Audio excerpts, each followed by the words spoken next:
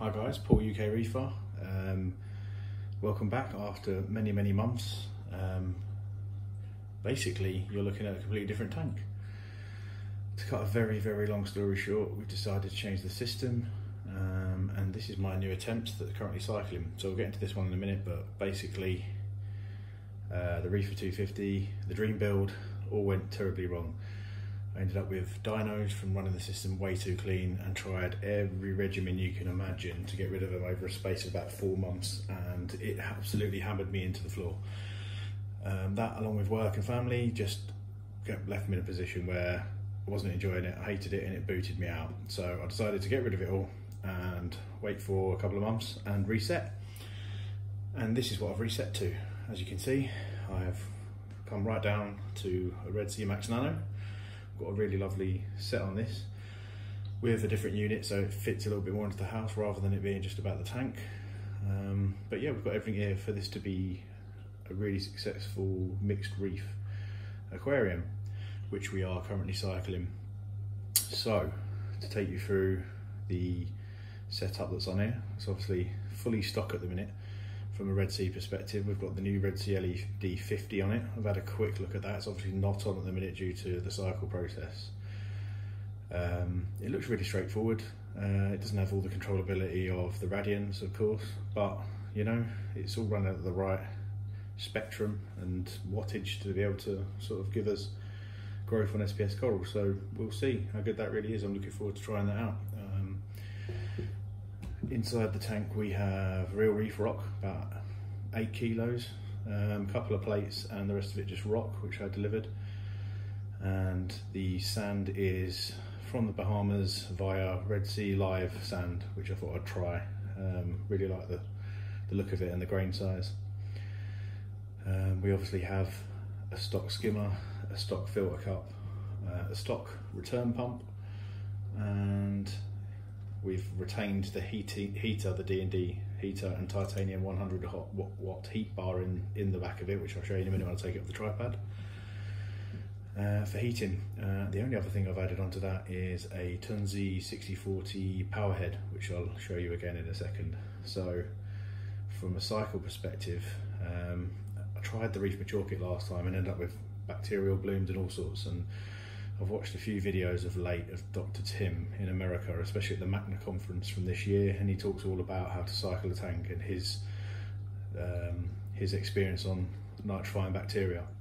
And I have to say, a lot of the things that I was doing made absolutely sense why they were wrong. So for this one, I basically set the temperature a little bit higher than would normally be the case, and kept the light off, and dumped in a load of Dr. Tim's and some ATM colony, both of which are the same type of bacteria, just for extra bacteria, and we're just letting it cycle. So we're on about day 2 of that, and we've got put ammonium chloride in as well. So I have ammonia in the tank, I have a little bit of nitrite starting to show, and some nitrate as well. So everything seems like it's going. The other thing that I've done is add a whole box of Marine Pure biospheres, 1.5 inch. Now these things are unbelievable. They have like about 240 meters squared worth of space on each ball. There's about 35 quid's worth, so the whole of the back of the sump area, basically all the way around here, is absolutely full of them. So we're not really relying upon the live rock for anything other than decoration. Why real reef rock? I think it looks great. I don't think we're going to see as much greening up and as much of a sterile tank, and I think it looks really good from the start. So that's why really I thought we're not bothered about how porous it is, because we've got the biospheres. So yeah, that's why. And the scape that I've gone with is kind of a couple of rocks here, bigger ones, a couple of plates in front, an absolute swim through all the way around the back, again stop detritus and give the fish a feature. Then there's a piece of plate here and a couple of bigger pieces on top, so we've got quite a few areas for SPS along the top here, and LPS around here, with some maybe Lopos, Acans, and a few other potential softies. But yeah, I think it's a nice small project, and it's going to bring me back to basics of trying to grow corals and enjoy the hobby rather than take on the beast of all, which I tried before. So yeah, it's a bit of a shame because we had all of the equipment ready to be successful, but when the hobby becomes unenjoyable, you need to draw the line. And weirdly, my son said at one point, you spend more time on the tank than with me, and I think he was only joking, but it probably wasn't far off the case. But that said, the moment I got rid of the tank, he was really annoyed because he really liked it. So we've kind of got back to a happy medium here, and we've also got a nice unit that we bought from, I think it's Wayfair or something like that, which can hold the tank's weight, and it is a bit of a feature with a wide racking, which is also just as important as the hobby. So I'll give you a little tour of the system. Apologies to anyone who's been following the previous build with no update.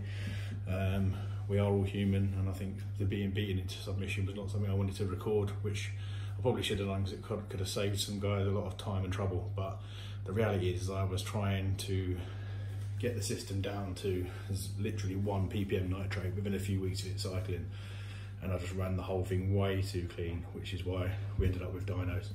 So this time around, I'm going to keep it at 5 to 10 parts per million nitrate, bit of phosphate, let it green up a little bit if it has to, and fight it off with animals, and try and get a good 4 months of cycle in there with a few bits of livestock, but not intense lighting until that point.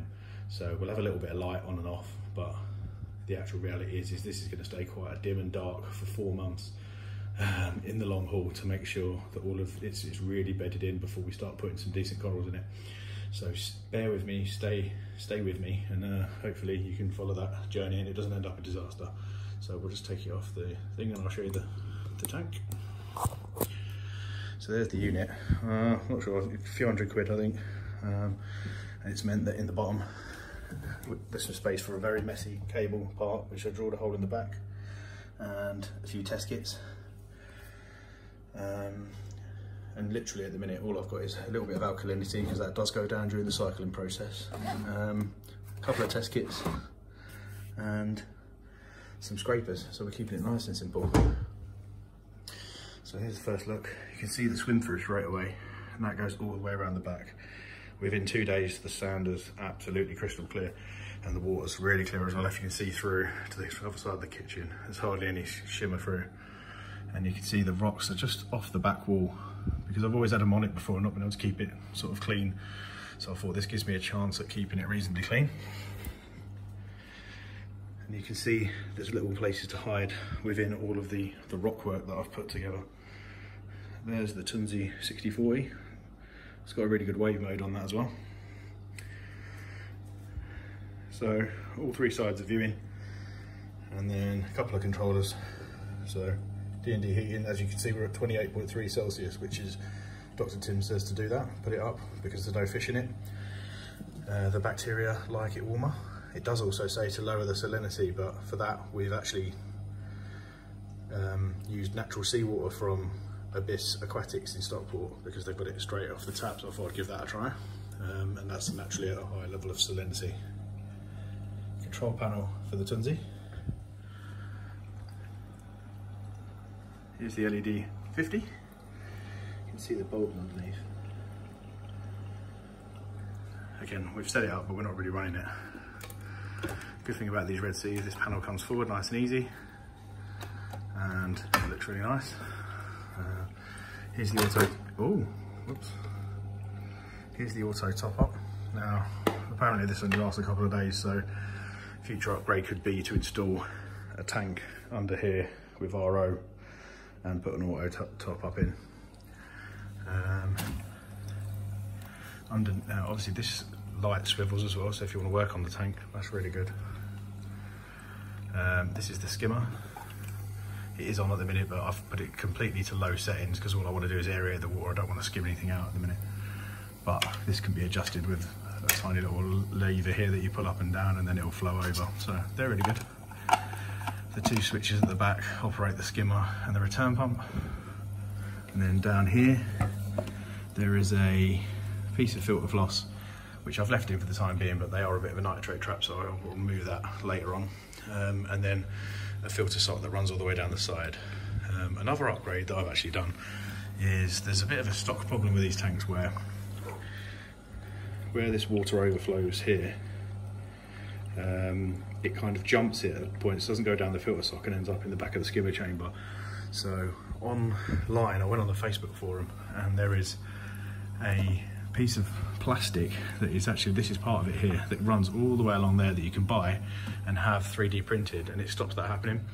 So it's on Thingiverse, and if you put in Max Nano baffle or Max Nano, just generally it comes up with 3 or 4 things that you can have 3D printed.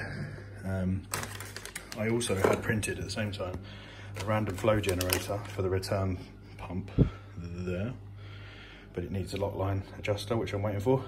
And then this, which means removal of the sock and putting on top.